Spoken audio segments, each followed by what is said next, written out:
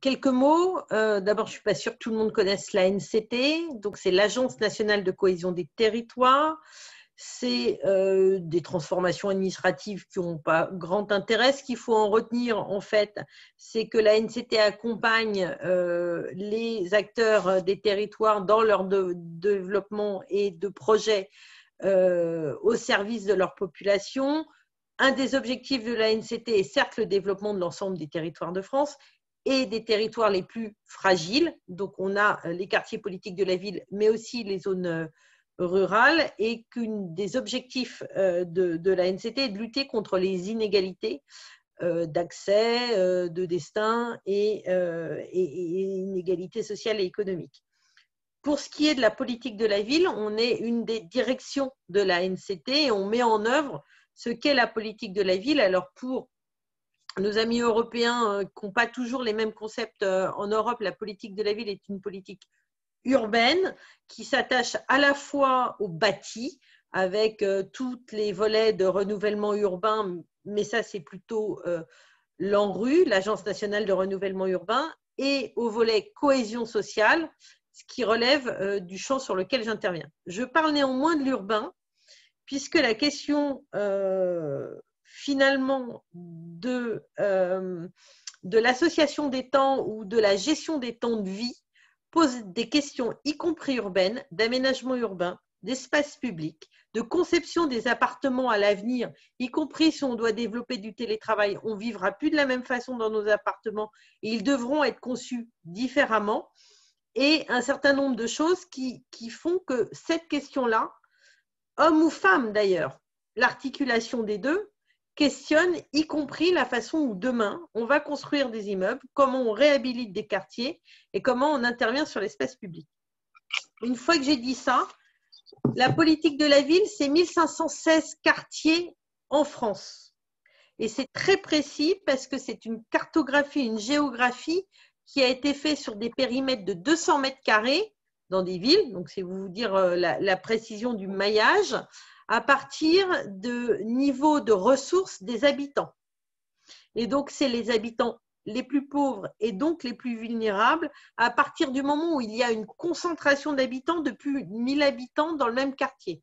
Ça, c'est la définition d'un QPV, quartier prioritaire de la politique de la ville. Les principales caractéristiques, si je devais dresser à grands traits et sur la question des femmes, globalement, elles sont plus nombreuses que les hommes numériquement en QPV. Pourquoi ? Parce qu'un quart des familles en QPV sont monoparentales et que 90% des familles monoparentales sont des femmes. Et donc, numériquement, dans ces quartiers, il y a plus de femmes. Et pour autant, elles vivent dans ces quartiers des situations d'invisibilisation assez incroyables, et c'est d'ailleurs le paradoxe. Deuxièmement, il y a 3 fois plus de familles nombreuses dans les quartiers que dans le reste des agglomérations. Et enfin, dans ces quartiers, il y a 2 fois plus d'étrangers. Ce qui était du coup complètement naturel que ce soit la politique de la ville qui vienne en soutien de ce projet et de votre démarche et qu'on travaille ensemble depuis quelques années. Si je poussais un peu les caractéristiques des habitants de ces quartiers, un allocataire sur 4 vit de 100% de ses prestations sociales. C'est qu'on est sur un socle de pauvreté qui est 3 fois plus important que le reste des unités urbaines et qui représente à peu près 40% des personnes habitant en QPV. C'est énorme. Si je pousse encore un peu plus loin, même si moi je suis toujours agacée en tant que femme, qu'on se dit un des bloquants du travail des femmes, c'est l'absence de garde d'enfants. C'est vrai qu'en QPV, il y a pas de il y a un tiers des QPV où les modes de garde collective d'enfants sont à plus que 500 mètres, c'est-à-dire plus que 10 minutes, un quart d'heure à pied. Et ce qui m'agace quand on…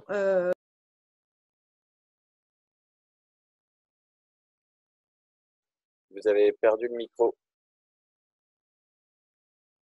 J'ai coupé, pardon. C'est bon, c'est bon. J'ai coupé sur l'agacement, c'est dommage. Ce qui est agaçant quand on dit ça, c'est qu'on comprend bien quand même si on s'en défend, etc., que étonnamment, le fait qu'il n'y ait pas de crèche en QPV, ça bloque plus les femmes que les hommes. Alors que, in fine, on pourrait se dire que c'est un blocage pour tout le monde. Mais ce n'est pas un blocage pour tout le monde. Donc, on a quand même une vision de la société qu'il faut travailler parce qu'on invoque les modes de garde que pour parler du travail des femmes et rarement pour parler du travail des hommes. Je continue. Une femme, alors attendez, je reprends mes stats parce que celle-là, elle me semblait extrêmement intéressante. J'ai 3 femmes sur 5 ne travaillent pas en QPV. 3 femmes sur 5. Elles sont une majorité même à ne pas chercher de travail. Est-ce qu'elles sont découragées? Est-ce qu'elles n'ont pas l'organisation de vie pour le faire? Et quand elles cherchent, elles sont souvent au chômage. Et donc, c'est vraiment un enjeu majeur pour nous. La question du chômage n'est pas suffisante pour aborder la question du travail et de l'activité des femmes dans les quartiers prioritaires de la politique de la ville, parce qu'il y en a au moins 1 sur 2 qui ne cherchent même pas. Un problème de connexion, je pense. Non, c'est Non, bon. moi ça va. C'est bon pour moi aussi. C'est bon. Et donc, 1 sur 2 ne cherche pas. Alors, je vous encourage à aller voir, je ne vais pas tous vous les lire, mais on sort tous les ans je ne sais pas, ah ben vous ne voyez pas, si je mets devant ma tête, vous ne voyez pas forcément, un observatoire, un annuaire de l'ONPV, de l'Observatoire national de la politique de la ville, où vous trouverez plein de statistiques de cette nature.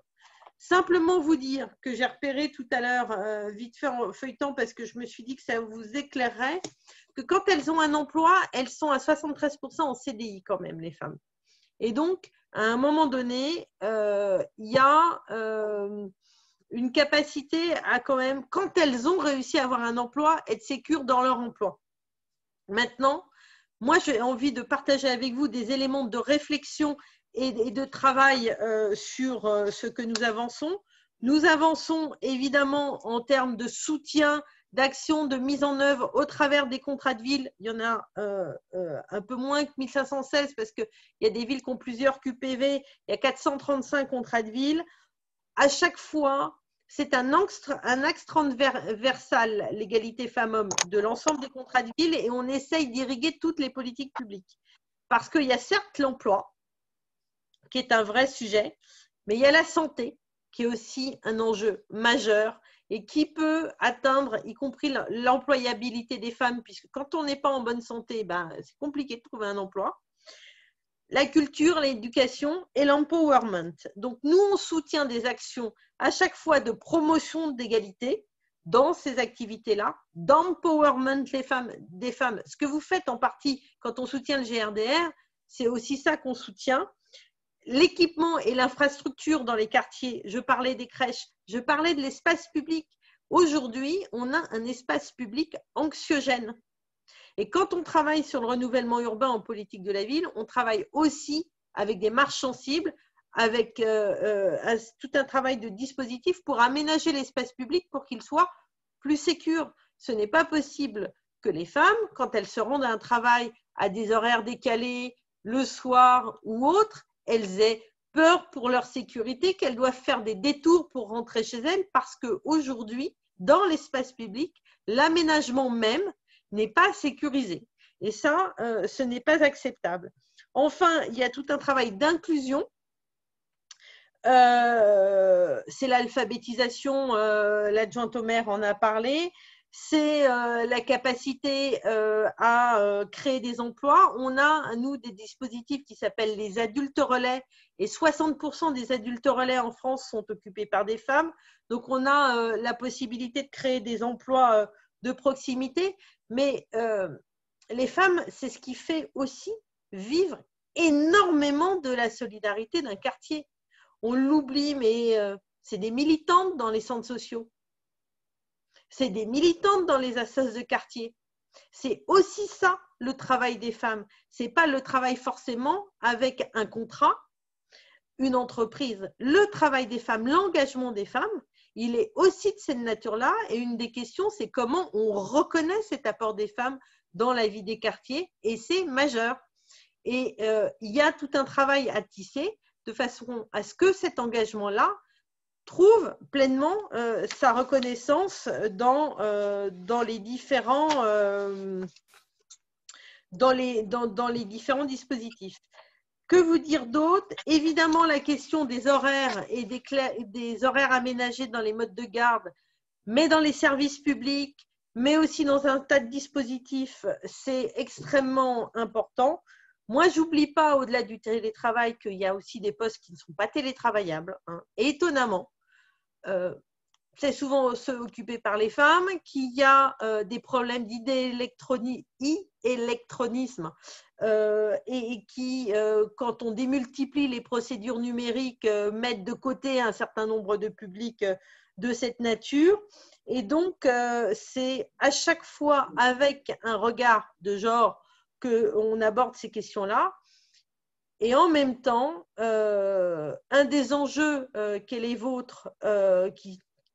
vôtre, c'est comment, pour toutes celles qui auraient envie d'aller travailler, de chercher du travail, il ne faut pas que l'environnement soit bloquant pour le permettre. Et ça, c'est un enjeu majeur. Et il faut avancer sur ces questions-là et on vous accompagnera pour le faire.